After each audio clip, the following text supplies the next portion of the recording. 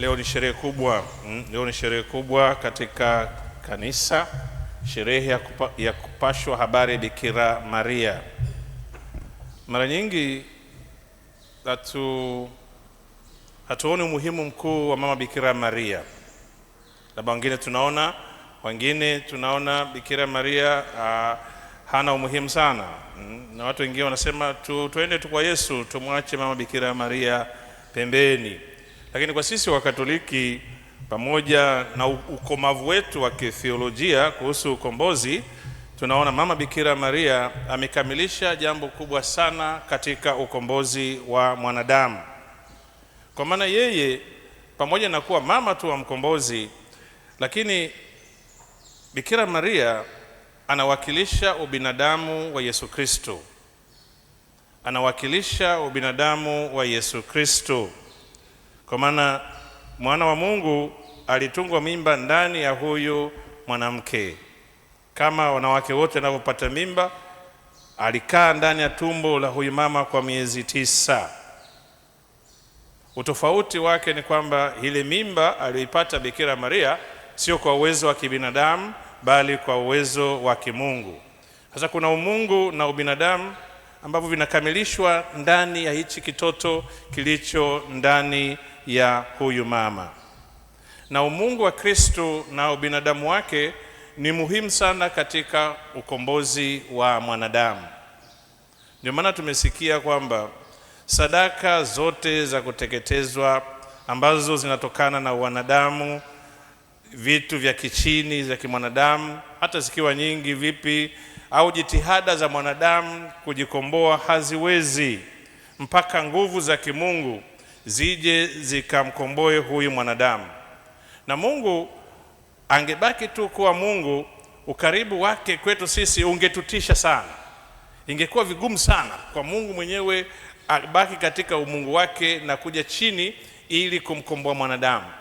Na ndio hekima ya Mungu akasema, sasa ili niweze kujiunganisha na huu wanadamu ulioanguka, ambao kwa nguvu zake wenyewe hautoweza kujikomboa, basi anasema nitakuwa mwanadamu na nitazaliwa na mwanamke, niwe kamili katika mwanadamu huo, lakini chanzo cha hii mimba ambao ndio mwana wa Mungu itakuwa ni yake Mungu. Kwa hiyo ukombozi wetu sisi, ndugu zangu, umetokana na Mungu kujiunganisha na ubinadamu wetu. Na tendo hilo limekamilika kupitia huyu mama Bikira Maria. Mama wa kawaida kabisa, mama wa kijijini. Hakuwa hata ni mtu wa kukaa hekaluni, hakuwa mtawa, ni mama wa kijijini, na alikuwa ameshapanga maisha yake ya kuolewa tayari. Na katika hali hiyo Mungu anaingia, malaika wa Mungu anaingia. Kwa hiyo ni muhimu sana kwa Bikira Maria, ana sehemu kubwa. Hatusemi kwamba yeye ndiyo ametukomboa, lakini kupitia yeye ubinadamu wa Kristo ambao ni muhimu katika ukombozi wetu umekamilika kikamilifu kabisa. Na kwa vile Mungu amemkamilisha mwanadamu huo wake kwa huyu Yesu, na sisi tunawezeshwa basi kukamilishwa katika umungu huo. Tendo kubwa la Mungu kuwa mwanadamu ni kumwezesha mwanadamu ashirikishwe umungu wake. Na ni katika ushirikisho huo basi nguvu za ukombozi zinakamilika. Kwa hiyo ndio maana sisi wa Katoliki, wa Kristo wa Katoliki, mama Bikira Maria anaheshimika sana kwa tendo hilo. Ndio tunasema kila siku ya Jumamosi ni siku ya kumkumbuka mama Bikira Maria kwa kusali rozari. Ni kutokana na ukomavu wa theolojia yetu ya kujua kwamba tunakombolewa kwa kuunganishwa na nguvu za kimungu, na nguvu za kimungu zimekuja kwetu kupitia Kristo ambaye alikuwa mwanadamu kamili na Mungu kamili. Katika utabiri tuliosikia wa somo la kwanza kwamba Ahazi anaombwa na Mungu atake ishara, na Ahazi anasema, kwa nini mjaribu Mungu wangu? Inaonekana kama vile Ahazi alikuwa mnyenyekevu. Hakuwa mnyenyekevu. Kipindi hicho cha Ahazi kulikuwa na mataifa mengi yako anataka kuwapiga hawa wana wa Israeli, na Ahazi akawa ameacha kumfuasa Mungu, akaacha kumwamini Mungu, nguvu za kimungu katika kukabiliana na maadui, na mpango wake ilikuwa ni kuungana na mataifa mengine ili waweze kujilinda. Na ni katika hali hiyo basi alikuwa kidogo imani yake na Mungu ilikuwa ndogo. Anaposema sihitaji alama, ishara, alikuwa haelezi unyenyekevu bali kutokuwa na imani. Na Mungu akasisitiza, akasema basi bikira atachukua mimba na atamzaa mwana, ataitwa Emanueli. Lakini kwenye Injili ya Luka tumesikia Bikira Maria anaambiwa utazaa mwana, utamuita Yesu. Mara nyingi tunapojaribu kutumia akili zetu, sasa vipi? Huyu Isaya anasema Emanueli, Luka anasema Yesu. Ni mtu yule yule au ni watu tofauti?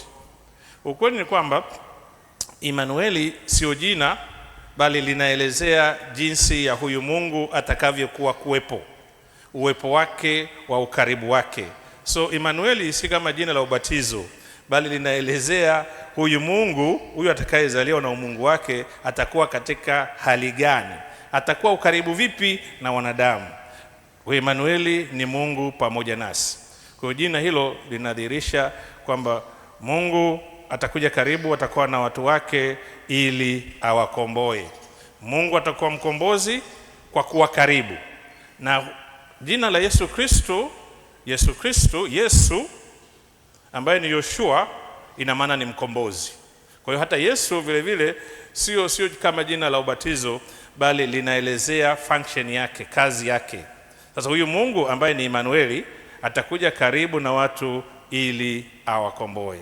Kwa Yesu ni mkombozi, anakomboa sio tu kwa kuwa karibu, bali kwa kuwa moja, kujiunganisha na ubinadamu wetu. Kwa hiyo Emanueli na Yesu havipingani, bali vinaendelezea functions. The God will save us by being close to us. Emmanuel, God with us. And then Jesus Christ, Jesus, not Christ, Jesus, because Jesus Christ is another thing.